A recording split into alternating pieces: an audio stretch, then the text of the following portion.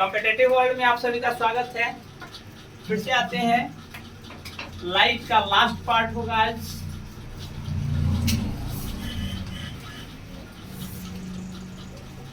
इसमें हम विभिन्न यंत्र जैसे सूक्ष्मदर्शी और दूरदर्शी, उसमें सरल सूक्ष्मदर्शी है और संयुक्त सूक्ष्मदर्शी है, दोनों पे चर्चा करेंगे। उसके बाद दूरदर्शी पर चर्चा करेंगे। आते हैं जैसे सूक्ष्मदर्शी।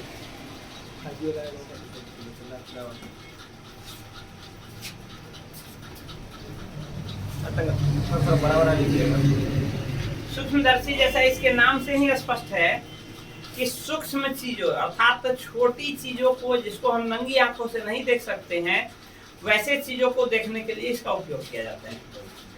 तो नंगी आंखों से नहीं देख सकते हैं अर्थात बहुत सारे बैक्टीरिया हैं, छोटे छोटे जंतु हैं जो हमारे आसपास हैं, विद्यमान हैं, लेकिन हम उसको देख नहीं पाते हैं। तो वैसे चीजों को देखने के लिए इस यंत्र का उपयोग होता है। तो स्वाभाविक रूप से हम देखते हैं कि हमारा जो लेंस है वो आवर्धित प्रतिबिंब बनाता है, यानी बड़ा प्रतिबिंब बनाता है किसी भी चीज का। तो हम इसमें लेंस का ही उपयोग करेंगे। लेंस आवर्धित प्रतिबिंब बनाता है। तो आवर्धित प्रतिबिंब किसी भी चीज का आवर्धित यदि छोटा है तो उसको बड़ा करके देखेंगे तभी तो वो बड़ा दिखेगा। यदि कोई छोटी वस्तु है उसका बड़ा प्रतिबिंब बनेगा तभी तो हम उसको देख पाएंगे, नहीं तो वो तो ऑलरेडी छोटा है। यदि उसको और छोटा कर दे तो हमको ऐसे नहीं दिख रहा है तो उससे छोटा तो और नहीं दिखेगा। तो हम इस प्रकार कह सकते हैं कि सूक्ष्मदर्शी में एक उत्तल लेंस का उपयोग होता है। उत्तल लेंस का उपयोग होता है क्योंकि उत्तल लेंस किसी भी वस्तु का आवर्धित प्रतिबिंब बनाता है। आवर्धित प्रतिबिंब बनाता है यानी बड़ा प्रतिबिंब। आवर्धन का मतलब ये होता है प्रतिबिंब का आकार बटे वस्तु का आकार।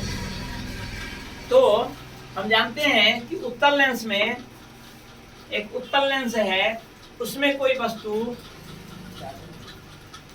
यदि फोकस के अंदर रख दें, यदि कोई वस्तु है, इसका मानते हैं यहाँ F1 है, यहाँ C1 है, यदि किसी वस्तु को हम इसके फोकस के अंदर रख देते हैं तो हम जानते हैं कि फोकस के अंदर रखी वस्तु या फोकस तक भी, फोकस से बाहर रहेगा तब तो अलग प्रतिबिंब बनेगा। फोकस के अंदर जैसे ही आया तो इसका काल्पनिक प्रतिबिंब बनता है और काफी बड़ा प्रतिबिंब, काफी आवर्धित प्रतिबिंब बनता है।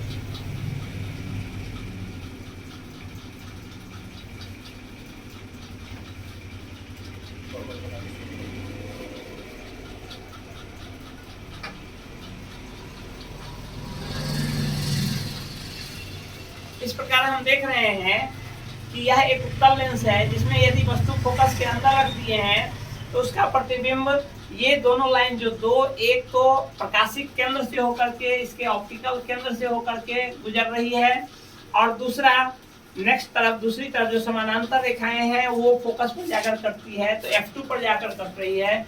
और इस दो हम आगे देखेंगे कि ये दोनों लाइन जो है, ये दोनों किरण इससे अपवर्तित होने के बाद इस दोनों की हमेशा दूरी बढ़ती चली जा रही है, अर्थात वो दूसरी तरफ कहीं कटेगी नहीं। यदि ये दूरी बीचों में धीरे धीरे घटे तो कहीं ना कहीं जाकर कटेगी, लेकिन यह दूरी बढ़ते जा रही है, अर्थात ये आगे बढ़ने पर ये कटेंगी नहीं, ये पीछे आने पर कटती हुई प्रतीत होती है। जहाँ से ये अपवर्तित हो रही है, यहाँ से यदि इसको पीछे बढ़ाया जाए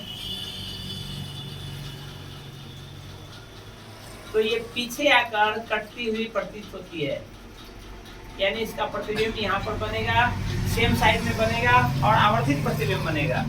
तो हम सूक्ष्मदर्शी में इसका उपयोग इसीलिए करते हैं क्योंकि यहाँ क्या कर रहा है, ये आवर्धित प्रतिबिंब बना रहा है। कोई छोटी वस्तु यदि है, कोई सूक्ष्म वस्तु है जिसको हम नंगी आंखों से नहीं देख रहे हैं, उसका यदि वो बड़ा आवर्धित प्रतिबिंब बनाए, यदि इसका 100 गुना बना दे, 50 गुना बना दे, 1000 गुना बना दे, तो बड़ा साइज जैसे ही होगा तो हम उसको देख पाएंगे।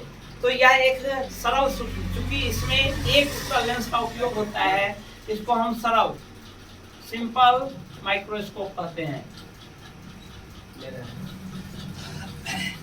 इससे तो संबंधित क्वेश्चन हो सकता है कि सरल सूक्ष्मदर्शी में किस लेंस का उपयोग होता है। तो सरल सूक्ष्मदर्शी में उत्तल लेंस का उपयोग होता है।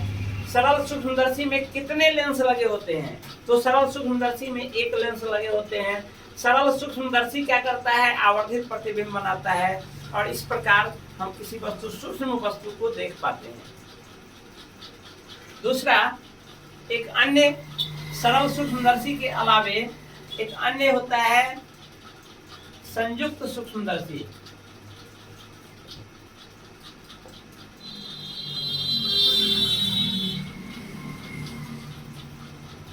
नेक्स्ट होता है संयुक्त सूक्ष्मदर्शी, कंपाउंड माइक्रोस्कोप।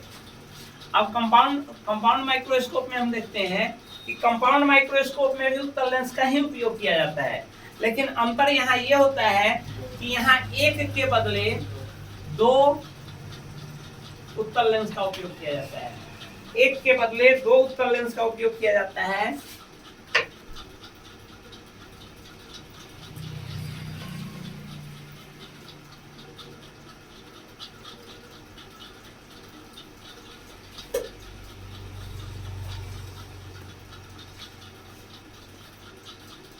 सिंपल एक नली होती है, एक बेलनाकार नली होती है जिसमें दो लेंस लगा हुआ होता है।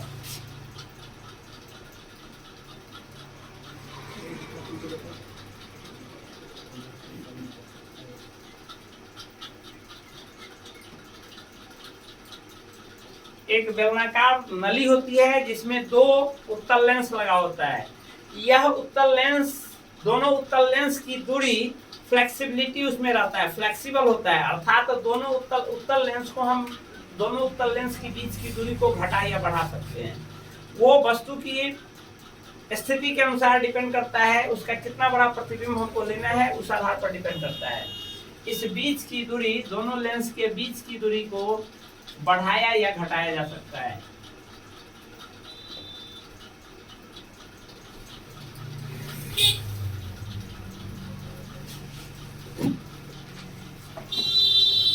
इसमें यह जो नेत्र के पास होता है,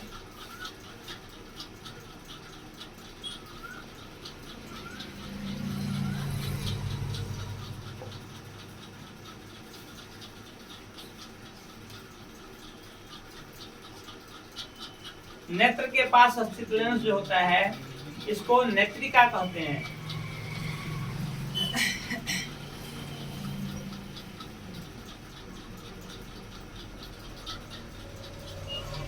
या आई लेंस कहते हैं। और यह जो वस्तु की तरफ होता है इसको अभिदृश्यक कहते हैं।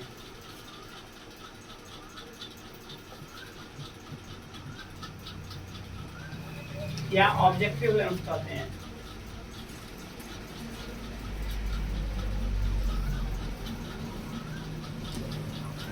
अभिदृश्यक लेंस कहते हैं।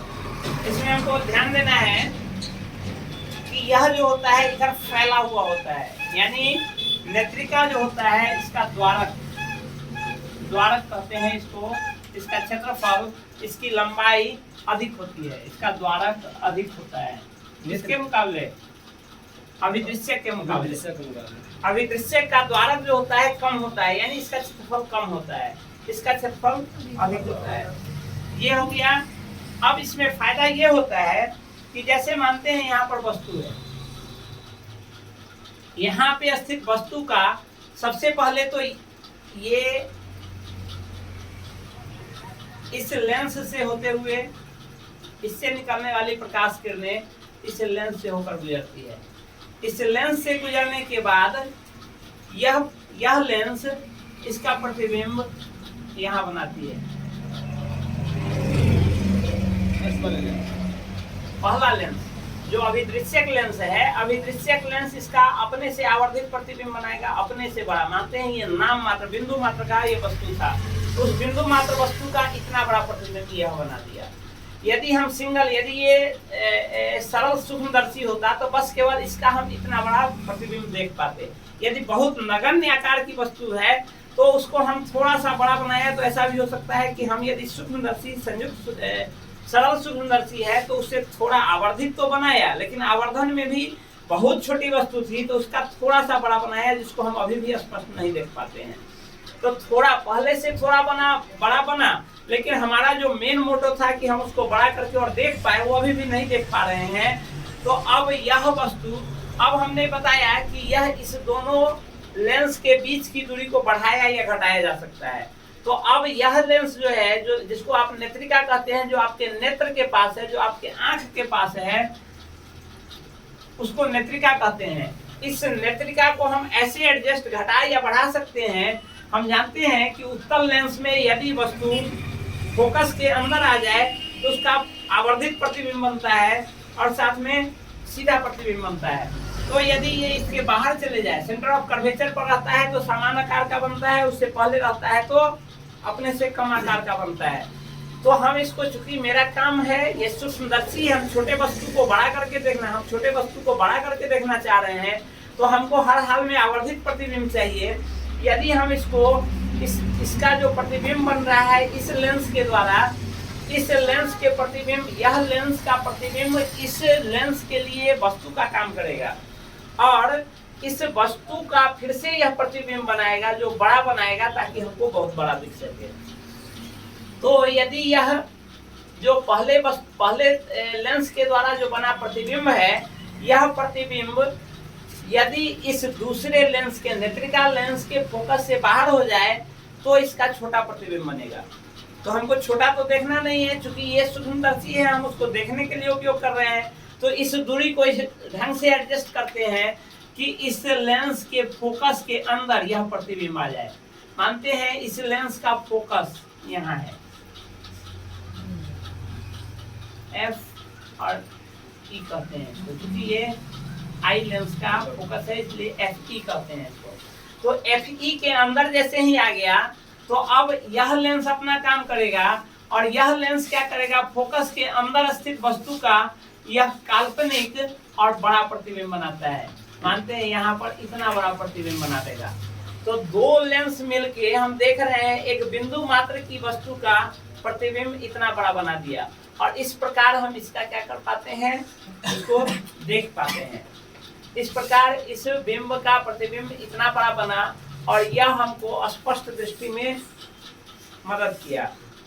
इस प्रकार हम देखते हैं कि सरल सूक्ष्मदर्शी संयुक्त सूक्ष्मदर्शी के मुकाबले आवर्धित तो जरूर बनाता है, लेकिन इसके मुकाबले छोटा प्रतिबिंब बनाता है। क्योंकि दो लेंस लगा और दो लेंस के बीच की दूरी को एडजस्ट करने फ्लेक्सिबिलिटी भी है यहाँ। इस प्रकार इसको हम एडजस्ट करके इसका काफी, एक बिंदु मात्र की वस्तु का काफी बड़ा प्रतिबिंब बनाते हैं। तो ये हो गया आपका संयुक्त सूक्ष्मदर्शी। अब हम आते हैं दूरदर्शी पर।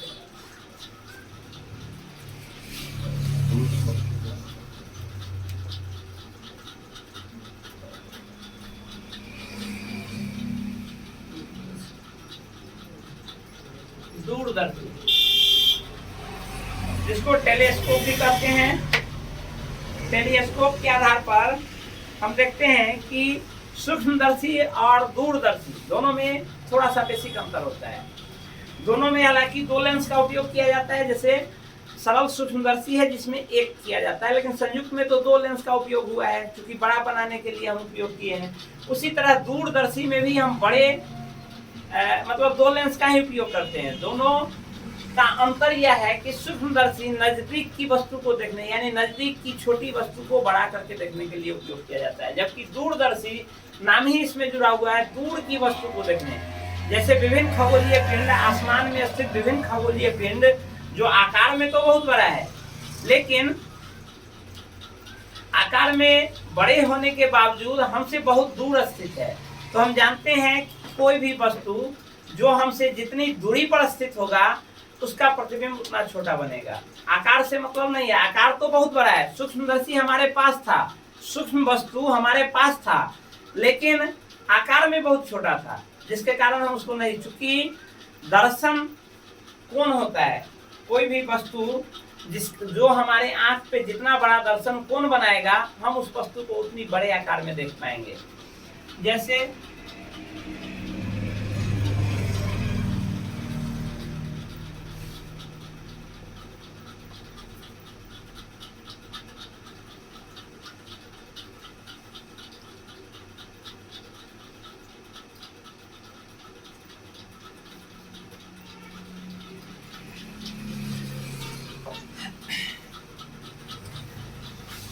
जानते हैं, ये मानते हैं मानव नेत्र है, मानव नेत्र के सबसे आगे में उत्तल लेंस है। तो हम जानते हैं किसी भी वस्तु का प्रतिबिंब रेटिना पर जो बनता है उसको हम देख पाते हैं। तो मानते हैं कोई वस्तु है,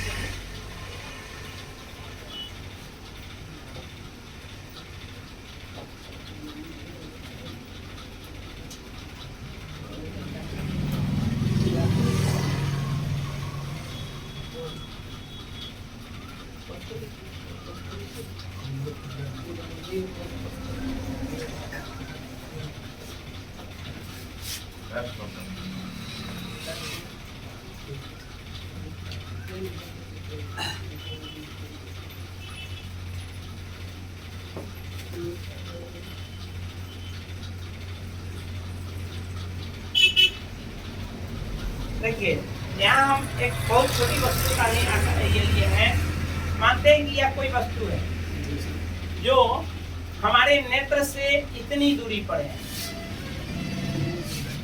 इतनी दूरी पर स्थित है। आकार में ये इतना बड़ा है, उसी वस्तु को हम खिसका करके और नजदीक में कर देते हैं। तो हालांकि वस्तु का आकार तो सेम है, जितना बड़ा वस्तु यहाँ है उतना बड़ा यहाँ है। यह जो हमारे आंख के साथ बनाने वाले कोण है, यह हमारे आंख के ये जो सीधी ये ऑप्टिकल केंद्र से होते हुए जो रेखा गुजरती है इस लेंस के, और यह जो तिरछी रेखा जो आकर के यहाँ कटती है, यह जो एंगल बन रहा है इसको हम दर्शन कोण कहते हैं। इसको दर्शन कोण कहते हैं, दर्शन कोण कहते हैं। यही वस्तु जब खिसक कर आगे आ गई तो यहाँ पर बना कोण ये है, ये दर्शन कोण है। दोनों दर्शन कोण है और एक ही आकार की वस्तु द्वारा दो विभिन्न स्थितियों में दूर स्थित था वस्तु तब, और जब वही वस्तु नजदीक आ गया तब। तो देखते हैं कि दूर स्थित वस्तु सेम आकार सेम होना चाहिए। लंबाई पर, वस्तु के लंबाई पर भी ये डिपेंड करता है। यदि बड़ी वस्तु होगा तो बड़ा दर्शन कोण, यदि छोटी वस्तु होगा तो छोटा दर्शन कोण। साथ ही हमारे नेत्र से उस वस्तु की दूरी पर भी डिपेंड करता है। सेम आकार की वस्तु यदि हमारे नेत्र से दूर है तो छोटा दर्शन कोण, और यदि वही वस्तु हमारे नेत्र के करीब आ जाए तो बड़ा दर्शन कोण। तो हम डिपेंड करता है यह कि प्रतिबिंब का आकार दर्शन कोण पर डिपेंड करता है। प्रतिबिंब किसी भी वस्तु का प्रतिबिंब जो बनेगा, जितना बड़ा दर्शन कोण होगा उसका प्रतिबिंब उतना बड़ा बनेगा। ऐसा हम इसलिए ये यहाँ समझाना जरूरी समझे कि दूर स्थित वस्तु आकार में तो बहुत बड़ा है, लेकिन स्थित कहाँ है, बहुत दूरी पर है। तो बहुत दूरी पर है, आकार में भले ही बड़ा है लेकिन दूरी इतनी ज्यादा है, अर्थात उसको हम अनंत मानते हैं। तो वो दूर स्थित वस्तु से आंख पर बनने वाला दर्शन कोण का मान नगण्य होता है, बहुत छोटा होता है। तो हमको वस्तु भी बहुत छोटी दिखती है। तो वैसे केसों में और पास स्थित वस्तु, जैसे आप जीवाणु का या धूल कण का हम एग्जाम्पल लेते हैं, तो आकार में बहुत छोटा, भले ही वो हमारे बहुत करीब है लेकिन आकार में बहुत छोटा है, तो वहां भी हमारा दर्शन कोण का निर्माण जो करेगा वो नगण्य करेगा। और जैसे हमने बताया कि दर्शन कोण का मान जितना कम होगा प्रतिबिंब का आकार उतना ही छोटा होगा। तो सूक्ष्म वस्तु हमारे पास है लेकिन आकार में छोटा होने के कारण दर्शन कोण का बहुत कम निर्माण, बहुत छोटे दर्शन कोण का निर्माण करेगा, इसलिए उसका प्रतिबिंब भी बहुत छोटा होगा। उसी तरह दूर स्थित वस्तु भले ही आकार में बहुत बड़ा है लेकिन हमसे बहुत दूर है, इसलिए दर्शन कोण का निर्माण वहाँ भी बहुत छोटा होता है, जिसके कारण हमसे वो दूर स्थित वस्तु भले ही आकार में बहुत बड़ा है, लेकिन दर्शन कोण का निर्माण जो कर रहा है वो क्या हो रहा है, बहुत छोटा हो रहा है, जिसके कारण वो वस्तु का प्रतिबिंब बहुत छोटा बन रहा है। हमको चूंकि उस वस्तु को स्पष्ट देखना है, इसलिए हम क्या करेंगे, किसी एक आर्टिफिशियल जो हमारा इंस्ट्रूमेंट है उसका उपयोग करेंगे, जिसको दूरदर्शी कहते हैं। अर्थात वह उत्तल लेंस की बनी युक्ति जो दूर स्थित वस्तु का प्रतिबिंब बड़ा बनाकर हमको दिखाए ताकि हम उसको देख सकें, तो उस युक्ति को, उस यंत्र को हम दूरदर्शी कहते हैं। आते हैं कि दूरदर्शी जो है, दूरदर्शी कैसे कार्य करता है, उसका क्या सिद्धांत है, कैसे वो काम करता है, उस पर आते हैं। उसका एक प्रतिबिंब की सहायता से हम उसको देखते हैं। इसमें भी दो उत्तल लेंस लगा होता है, इसमें भी दो उत्तल लेंस लगा होता है।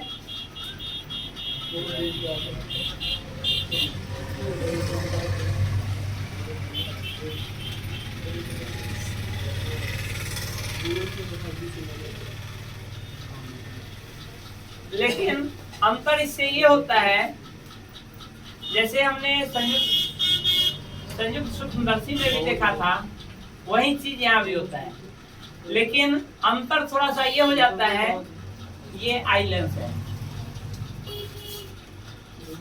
और ये ऑब्जेक्टिव लेंस है।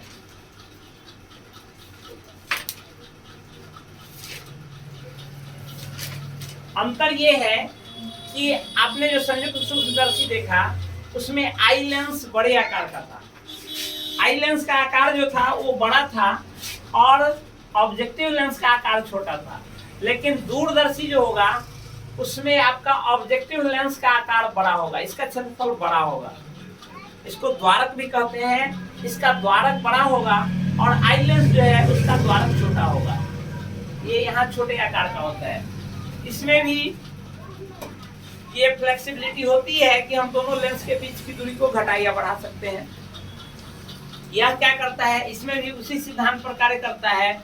यह पहले लेंस जो है वो वस्तु का बहुत दूर स्थित वस्तु होता है, इसे समानांतर प्रकाश की किरणें आती हैं, इसका ये आवर्धित प्रतिबिंब बनाता है। ये जो आवर्धित प्रतिबिंब है, इसका प्रतिबिंब दूसरे लेंस के लिए बिंब का कार्य करता है और फाइनली इस वस्तु का यहाँ पर बड़ा सा प्रतिबिंब दिखाई देता है, जिसकी सहायता से हम इसको क्या कर पाते हैं, देख पाते हैं।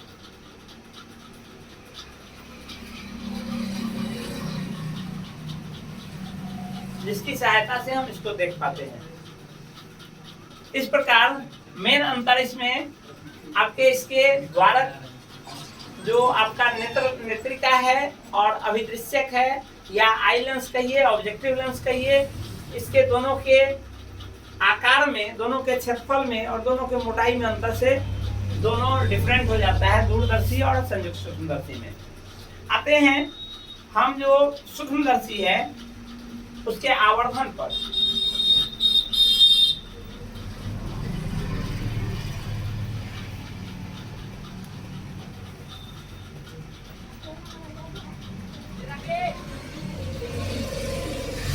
सूक्ष्मदर्शी का आवर्धन क्षमता m is equal to 1 plus d by f होता है, जहां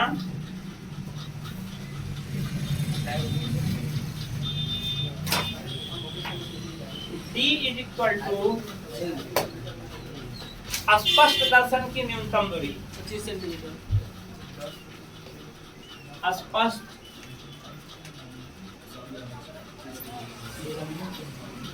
दर्शन की न्यूनतम दूरी, जो हम जानते हैं पहले से, ये बराबर होता है 25 सेंटीमीटर, तथा f बराबर होता है लेंस की फोकस दूरी।